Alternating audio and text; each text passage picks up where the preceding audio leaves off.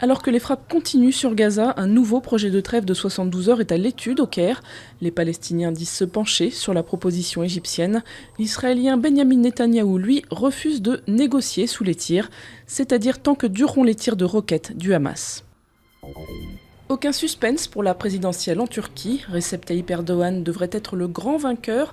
Un succès dès le premier tour du Premier ministre est même attendu. S'il l'emporte, l'homme fort de la Turquie deviendra le premier président élu au suffrage universel direct. Un triomphe annoncé malgré une année difficile, marquée notamment par une révolte populaire contre sa politique jugée autoritaire et un scandale de corruption.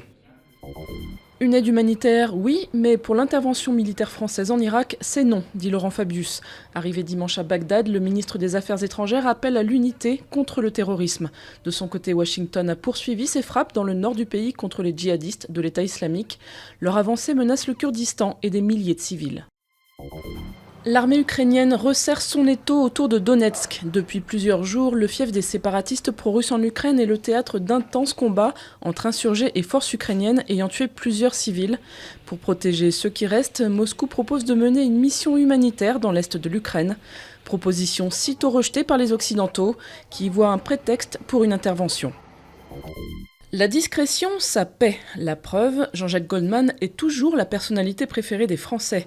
À l'heure du buzz et des réseaux sociaux, JJG domine le traditionnel classement du journal du dimanche. Comme l'an dernier, il devance Omar Sy. Danny Boone, un autre acteur, se hisse sur le podium, délogeant au passage Mimi Mati. La personnalité politique la mieux classée reste Simone Veil, 4e. Exit François Hollande. Le président n'est même plus dans le top 50.